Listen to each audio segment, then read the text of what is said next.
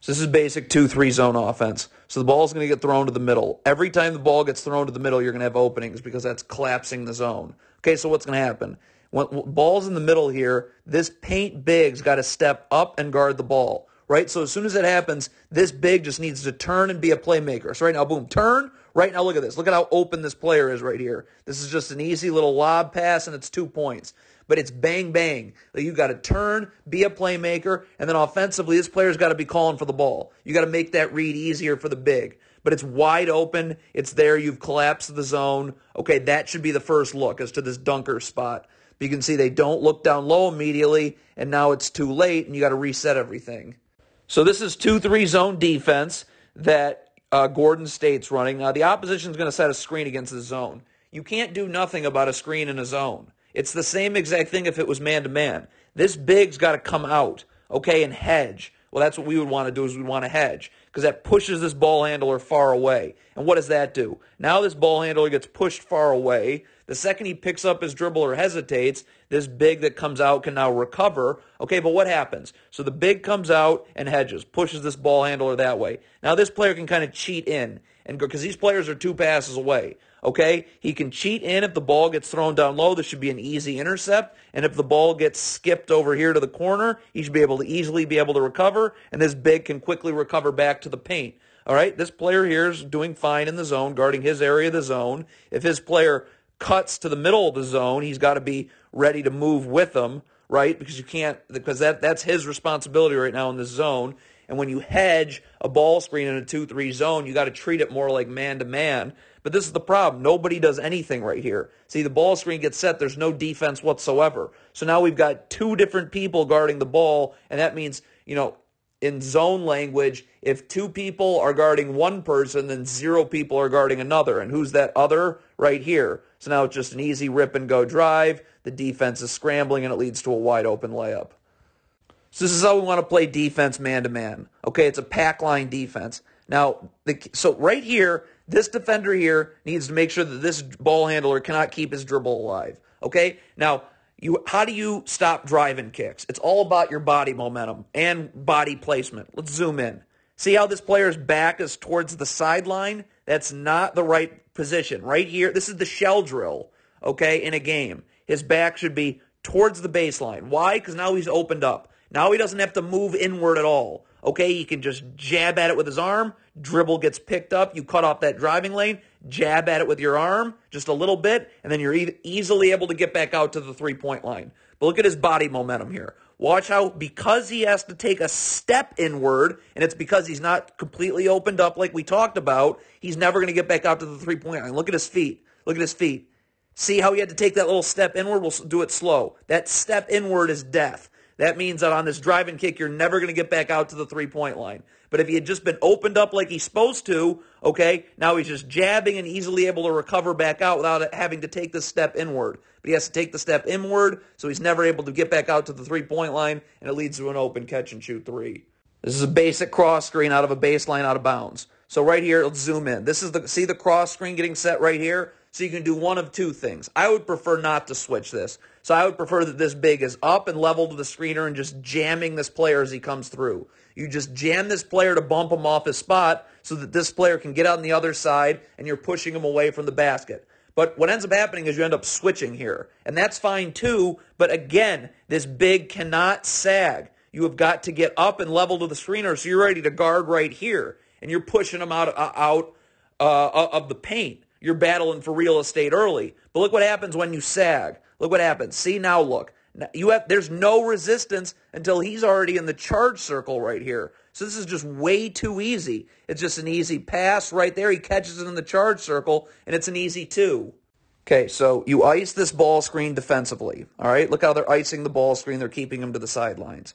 So this player is going to do a great job in bad. This player has 2 options. One, he can kind of split the difference here, and if the ball gets kicked here on the pick and pop, he can just kind of stunt at it a little bit and recover back to his man to give this player time to recover back out. You've got to have backside help on a pick and pop like this. This player's never just going to be able to recover if the ball gets flipped here. So this player can either then stunt, quickly get back to his man to give this player time to get back out, or what he's going to do is he's going to fully shift over and defend the man who's 1 pass away. Now that's fine. The problem is that if we back it up here, this player right here, you can see zoom in right here. This player right here is in total no man's land. Let's back it up to where he was originally. He's guarding this player right here. Okay, so he needs to stay with him. I don't know what he's doing. Like this big right here is the man who's this was the screener, this was the screener's man. So he needs to stay with the ball. This player needs to come back over here and kind of cheat up the line a little bit. Let's look at it. So this is no man's land, all right? And that's going to get you destroyed in ball screen defense.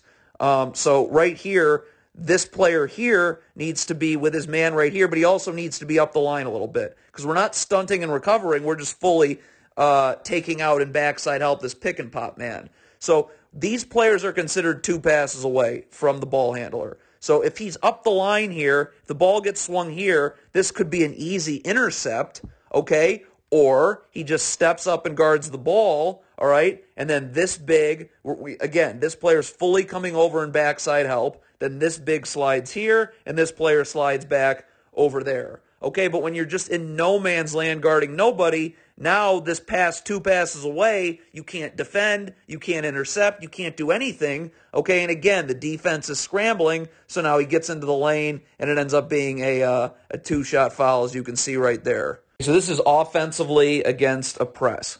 So right here, all right, look how they set up in their press. Right here, you can see that it's a 2-2-1. All right, so how you destroy a 2-2-1 every time is always the man getting into the middle of this 2-2-1.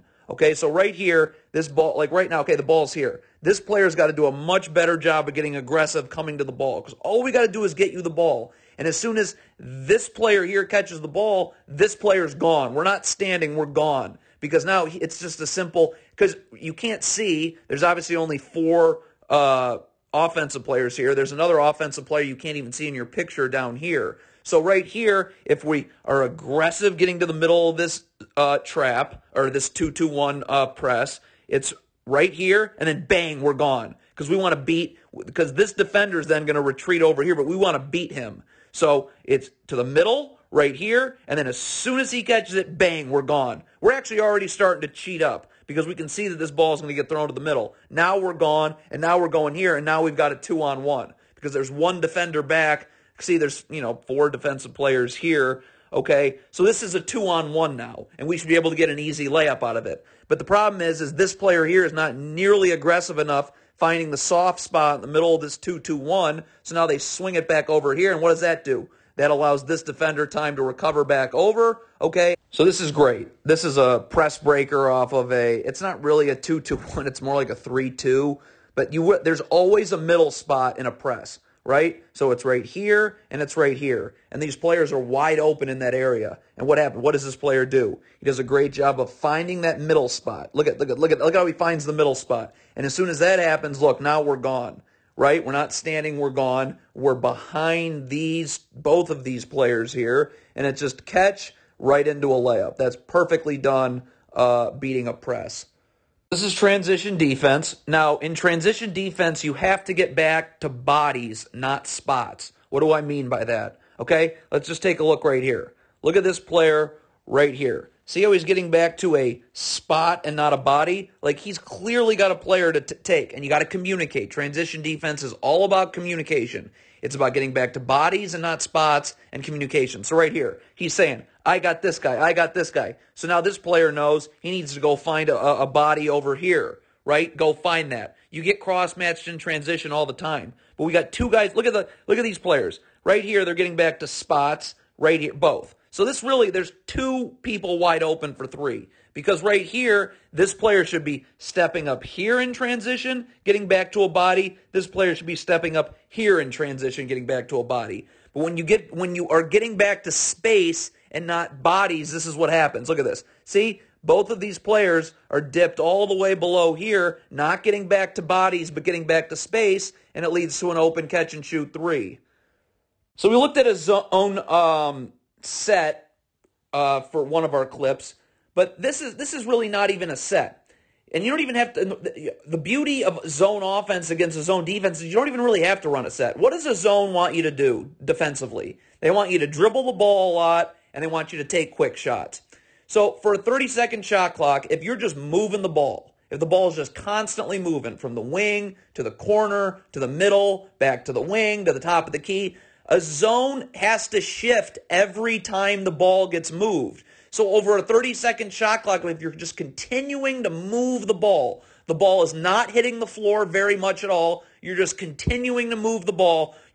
Someone's going to be open. And just watch this set. This is beautiful right here. Look at ball's on the wing. Now it's in the corner. Okay? Where we're looking now, we're in the middle. Okay? Ball's on the ground a little bit, not much. Okay? Back to the wing. Shift. Look at how the zone has to shift every time.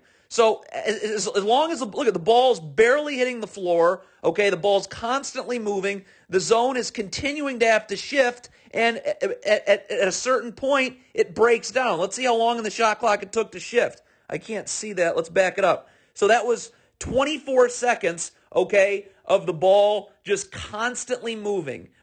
Not on the floor often. So a zone offense, forget sets in a zone. If the ball's just constantly moving from the corner to the wing to the middle to the top of the key, and it's just moving, the zone has to constantly shift, and there's going to be a breakdown at some point, as we just saw there with a wide open layup. Okay, so here's the ball screen coming, and we run a ton of ball screens, and we master it, guards, bigs. So there's already a mistake right now, is that there's too much space between the ball handler and the screener. You make this way too easy for this guard to just fight over the top. You got to make the defense have to actually cover this ball screen. So this guard should be coming shoulder to shoulder off this screener so that this player gets hit with the screen.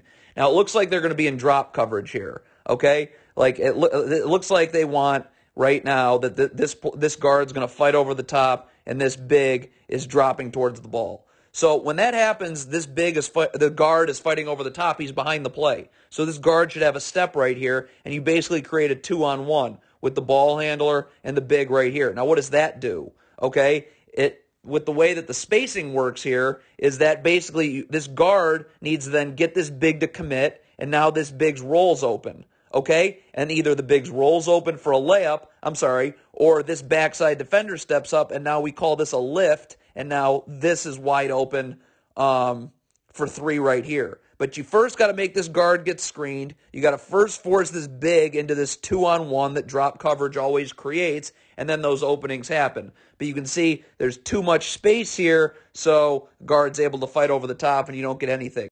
So the type of ball screen that we run constantly is an empty side ball screen. What does an empty side ball screen mean? It means that the strong side of the floor here, okay, is only going to be the ball handler and the screener. And when you execute it properly, okay, it's unguardable. From what the weak side of the floor is supposed to do over here as far as cutting when backside help gets there, okay, to this particular play, which I'm going to show you, to being able to always get a post seal. Okay, this is just one particular instance. So if this is an empty side ball screen and this player's to the weak side of the floor, this is what happens a lot when you run ball screens a lot, is you get players cheating towards the ball screen. See, this ball screen's coming, this player's cheating the ball screen. So what can this guard do? It's an easy ball screen refusal. And it's right to the rim. The problem is, with this, the spacing isn't great because we got a player in the strong side corner there defensively. If it's an empty side ball screen, this defender then goes to the weak side of the floor, and this ball screen refusal is just a layup. Okay, but see how this happens all the time. See this defender starting to cheat towards the screen? Well, now you can just refuse the ball screen and get right to the rim. This should be a layup, but because of the spacing, see, now there's a defender in the strong side corner, which there would never be if it was an empty side look, okay? And now he's able to get a deflection, and you don't get that layup.